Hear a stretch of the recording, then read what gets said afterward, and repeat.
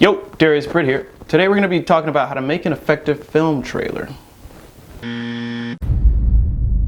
One of the most important marketing tools that you have is your film trailer, so it's essential that you do a good job. The purpose of the trailer is to tell the story and sell the story. You're trying to reach your target audience to entice them to want to see your movie that you pretty much bled, sweat, and cried over for the last however many years. Now, of course, every genre has their own formulas and rules for what makes an effective trailer, things that have been tried and true. We're mainly going to focus on the general guidelines to making a good trailer. So where do we start? Well, what are the strongest qualities of your film? Do you have compelling dialogue? Do you have strong standout acting performances, great cinematography, realistic special effects, great production design? What are your standout qualities for your film? Whatever those qualities are, you're probably going to want to start your trailer off with that. Kind of like putting your best foot first. Trailers have their own 3-act structure, just like movies do. You start off with Act 1, where you set up the place and you establish your characters. Act 2 is where the premise comes in, or this is where you'd present the obstacles that your main character or characters must overcome. And this is also where you'd have a little fun. So if you've got a comedy, you'd have your witty moments, or if you have a horror film, you're going to have your thrills and chills and yada yada yada. And Act 3 is where everything gets serious. You crank up the tension. This is usually where you find your montages and your fast editing paces. Everything just kind of builds and builds and builds,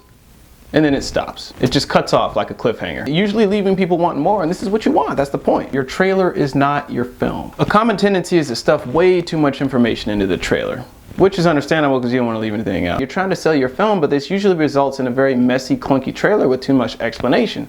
Save it for the movie. And another problem that this causes is you end up giving away plot points and surprises. Nobody wants that. Your film can have a lot of subplots and themes that it explores, but pick the main plot and your strongest theme and explore it fully. It's going to make for a much leaner and more engaging trailer. Don't introduce too many characters.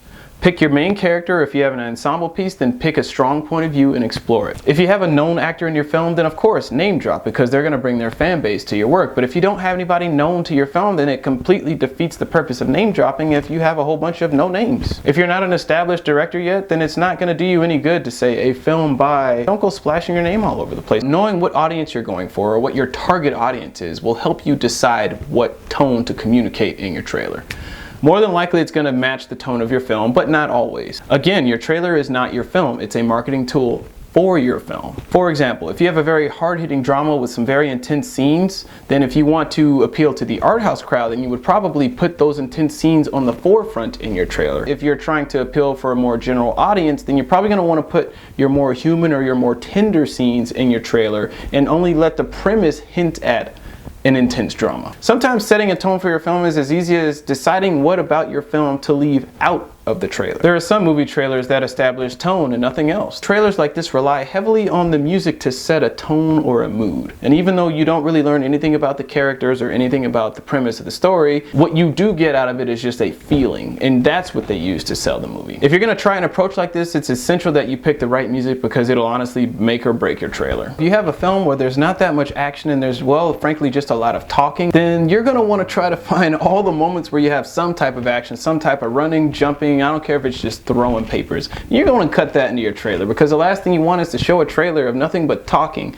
That's going to look really boring. You gotta mine all those moments of action and present that in your trailer, because a film it's visual. Now, once your audience sees your film and they realize it's a lot of talking, well, hopefully your film is such a strong story that they didn't care. You can use footage that's not even in your film. Hollywood does this all the time. I've done it a few times. My friends have done it. Sometimes there are scenes that you've cut that end up on the editing room floor, but in a trailer it's fair game. Because again, your trailer is not your movie. Your trailer is a marketing tool to sell the promise of your movie. Leave questions unanswered as often as possible. Whenever you get the chance not to answer a question, don't answer it. Your job is to pose the question, just kind of leave the breadcrumbs out there. But if they really want to know the answers to the questions, then guess what they got to do? They got to check out your movie, right? There'll be these little indie films that pop up, and then like they'll pose these questions, and then throughout the course of the trailer, you'll see snippets of a scene where they're kind of answering the question. Use all of the tools of the trade. There are certain tropes that come with editing, like dissolves, fades to black, fades from black, white flashes, rapid cuts. Your job is to tell the story and sell the story, so you gotta make it sexy. If your film managed to play at a few recognizable film fests, then put the laurels in your trailer. It shows pedigree. The final moment of your trailer is very important. It's your last time to hook your audience, so make it rock. If it's a comedy, leave on like a killer punchline or a gag or a joke. Horror movies tend to leave on jump scares. Dramas tend to end on like really tender moments. Or sometimes if the trailer for the drama has been very intense, then their last hook would be something comedic to show like, yep, we're a drama, but we also have like moments of levity. You can use that as an opportunity to show, you know, another side of the content that you're presenting. Whatever genre your film is, like, that's your last hook. Well, if you really enjoyed this video and you found it useful, then like or subscribe. And if you really enjoyed it, then share it with your friends or your grandma or something. And that's all I got for you, Deepered out.